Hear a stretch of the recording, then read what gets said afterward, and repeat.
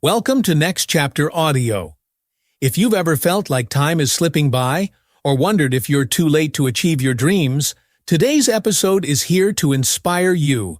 We're counting down the top 10 world-famous writers who found success after the age of 45. These incredible authors prove that it's never too late to make your mark, and that perseverance can lead to greatness, no matter your age. So sit back, relax, and get ready to be inspired by these late-blooming literary legends. Do you ever feel like time is running out to achieve something big? Maybe you look around and see others reaching milestones, while you wonder if your moment has passed. Well, don't worry, it's not too late. Plenty of remarkable people found fame and success later in life, and many of them were writers who didn't publish their first major works until after they turned 45. The world of literature is filled with stories of perseverance and patience, proving that it's never too late to follow your dreams.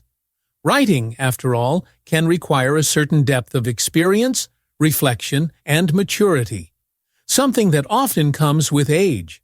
So, let's dive in and explore the fascinating stories of 10 legendary authors who hit their literary stride after 45. Number 10.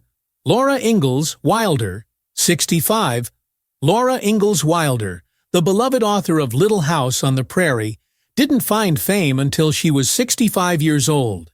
In 1932, she published Little House in the Big Woods, the first of 8 books that would become literary classics. The series, based on her childhood experiences in rural Wisconsin, quickly captured readers' hearts. By the time she finished the series at age 76, she had solidified her place in children's literature history. But Wilder's journey wasn't straightforward. She began her writing career in her 40s by penning articles for small agricultural publications in Missouri. Her first attempt at a novel, Pioneer Girl, was rejected by publishers for being too somber during the Great Depression. However, with the support of her daughter, Rose Wilder Lane, Wilder pressed on. And it was that persistence that eventually led to her literary breakthrough. It's incredible to think that her legacy began at 65, showing that it's never too late to chase your dreams. Number 9. Charles Bukowski, 51. In 1971, at the age of 51, Charles Bukowski published his first novel, Post Office, through the independent Los Angeles-based press, Black Sparrow. The novel, based on Bukowski's grueling 11 years working for the U.S. Postal Service, was an immediate hit. Its raw, unapologetic style captivated readers, selling nearly 100,000 copies in the U.S. and another 500,000 abroad, solidifying Bukowski's reputation as a unique voice in urban literature. Bukowski's road to literary success was anything but smooth. For years, his work was widely rejected by mainstream publishers. He struggled financially, lived a hard-drinking life, and experienced many personal difficulties. But Black Sparrow Press continued to believe in his voice, publishing his work when no one else would. Post Office was Bukowski's first taste of success, but his real legacy would only begin to take shape after his death in 1994. Today, Bukowski is celebrated more than ever, with a devoted fan base that continues to grow. His gritty, unfiltered prose has made him a posthumous literary icon, and it all started with a novel published when he was well into his 50s. Number 8. Richard Adams, 52. British author Richard Adams was 52 years old when he published his first novel, Watership Down, a book that would go on to become a classic in children's literature. The story follows a group of rabbits seeking a new home after their warren is destroyed, but it's far from your typical children's book. Dark, eerie, and filled with suspense, Watership Down aims to scare as much as it entertains, and it does that job very well. Adams had been crafting the story for years before it was published. He originally told it to his daughters during a long car ride, spinning the tale from his imagination to keep them entertained. They loved it, despite, or maybe because of, the fear it invoked, and eventually encouraged their father to share it with the world.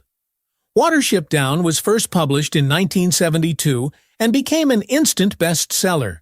Tens of millions of copies were sold worldwide, and the book was translated into multiple languages. Its success was so great that it was adapted into a film in 1978, which, like the book, delivered graphic and haunting scenes that left a lasting impression on children who watched it. Adams lived to the age of 96, giving him several decades to enjoy the success of his late-blooming career. But it took him over 5 decades to finally make his mark in the literary world. Could you wait that long? Number 7. J.R.R. Tolkien, 45. It's hard to imagine the world of fantasy literature without the monumental influence of J.R.R. Tolkien. The Hobbit is an all-time children's classic, and The Lord of the Rings is one of the most read and most watched series in history. Tolkien's ability to create rich, intricate worlds filled with unforgettable characters and epic storylines seems like the work of someone who had always been destined for literary stardom. But that wasn't the case. His breakthrough came only when he was well into his 40s. Born in 1892 in Bloemfontein, South Africa, Tolkien spent decades writing and working, refining his craft, but without enjoying major public success. That all changed in 1937, when he was 45 years old. The Hobbit was published and quickly became a hit, beloved for its imaginative world and adventurous spirit. However, Tolkien didn't rush into more success. He spent nearly 2 more decades perfecting his next masterpiece, The Lord of the Rings, which was finally published in 1954 and 1955. The patience and dedication Tolkien put into his stories paid off in ways he couldn't have imagined, securing him a legacy as one of the most influential fantasy writers of all time. Tolkien lived until 1973, continuing to write and create. His work shows that talent, combined with patience and a willingness to perfect your craft, can lead to timeless success, no matter how late you start. Number 6. Raymond Chandler, 51. After serving in World War I, Raymond Chandler returned to the U.S. and settled in Los Angeles, where he initially tried his hand at writing poetry. But nobody was buying what he was selling, so he took a different route and started working as an accountant for Dabney Oil Syndicate. By the mid-1920s, Chandler was earning over $1,000 a month as an executive, an impressive salary at the time. Chandler seemed set for a solid, stable life, but things took a downward turn. He began drinking heavily, engaged in womanizing, and his work performance deteriorated. In 1932, at the age of 44, Chandler was fired from Dabney Oil in the middle of the Great Depression, a particularly harsh time to be jobless. Realizing that his life was spiraling out of control, Chandler decided to clean up his act. He quit drinking, worked on his marriage, and turned his full attention to writing. He started writing crime stories and sold his first piece, Blackmailers Don't Shoot, to Black Mask magazine in 1933 for $180, a decent amount at the time. However, Chandler didn't find instant success. He continued writing in relative obscurity for years. It wasn't until he was 51 that he finally struck gold with his novel, The Big Sleep, published in 1939. The crime novel became a major success and cemented Chandler's reputation as a master of detective fiction, launching his career into late-in-life fame. Number 5. Frank McCourt, 66. Frank McCourt's path to fame came later than most, at the age of 66, with the release of his memoir, Angela's Ashes, in 1996. Born in New York City in 1930 and spending much of his childhood in both New York and Ireland, McCourt endured a series of tough, labor-intensive jobs throughout his early years. From working on docks and in warehouses to eventually landing a job in banking, McCourt's life was anything but easy. After serving in the U.S. Army in the 1950s, he shifted from blue-collar work to teaching students in New York City. McCourt graduated from New York University in 1957 at the age of 27 and spent the next few decades teaching English at high schools across the city, eventually finding his long-term position at Stuyvesant High School. It wasn't until his mid-60s that McCourt would stun both his students and the world by publishing Angela's Ashes, a deeply personal memoir about his harsh upbringing in both Brooklyn and Limerick, Ireland. The book immediately became a bestseller upon its release, captivating readers with its raw depiction of poverty, immigrant struggles, and family heartbreak during the Great Depression. Angela's Ashes earned McCourt the Pulitzer Prize for Biography or Autobiography in 1997, along with a National Book Critics Circle Award. 3 years later, it was adapted into a film, further cementing McCourt's place in literary history. Proof that success can strike at any age. Number 4. Mary Wesley, 70. British author Mary Wesley is a prime example of someone who found literary success late in life. Very late. Born in 1912, she didn't publish her first novel, Jumping the Queue, until she was 70 years old in 1983. While that debut wasn't her most popular, it marked the beginning of a remarkable streak. Over the next 9 years, Wesley released a new novel each year, including hits like The Chamomile Lawn, Harnessing Peacocks, A Dubious Legacy, and Not That Sort of Girl. Between her 70th and 80th birthdays, Wesley not only built a name for herself, but also a fortune. Her books, known for their quirky humor and sharp wit, struck a chord with readers. By the time of her passing in 2003 at the age of 90, Wesley had left a significant mark on the British literary world. Several of her novels were adapted for British television, extending her influence even further. In 1995, she was appointed Commander of the Order of the British Empire, CBE, an honor that capped off her remarkable late-blooming career. Though not as well known to American readers, Mary Wesley remains a beloved figure in Britain for her clever, original, and often humorous stories. After all, she had 70 years to perfect her craft. Number 3. Bram Stoker, 50.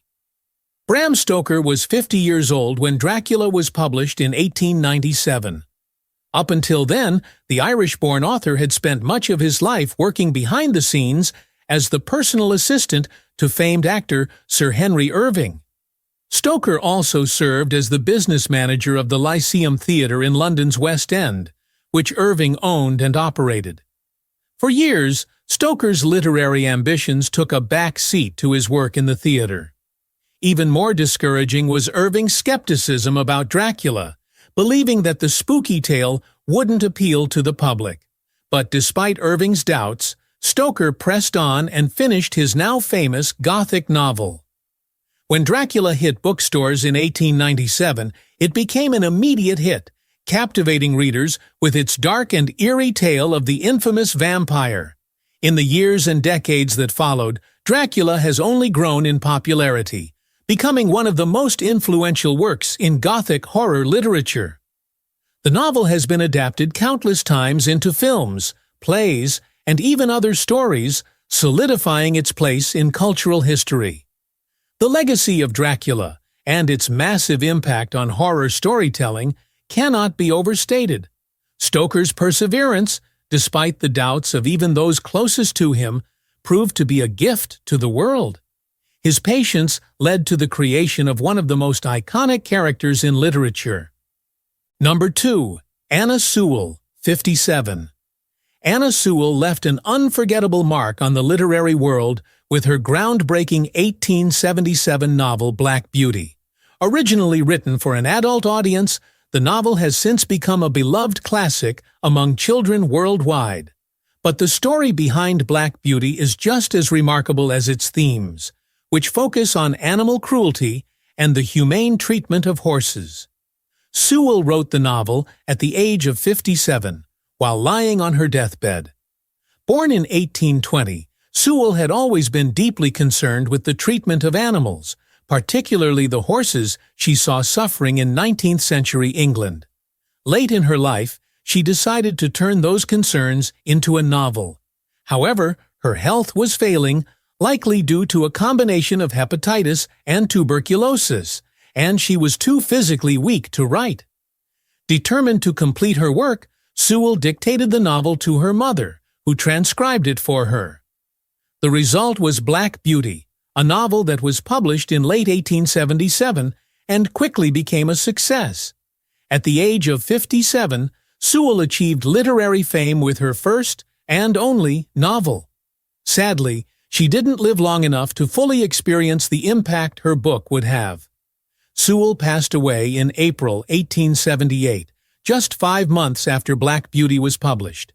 Though her life was short and her literary career brief, Sewell's influence on the treatment of animals and the hearts of readers continues to endure more than a century later. Number 1. Henry Roth, 58. Henry Roth's journey to literary fame is perhaps the most unusual on this list.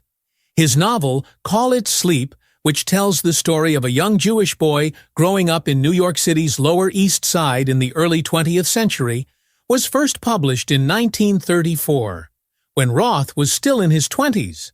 However, despite the novel's brilliance, it went largely unnoticed by the public.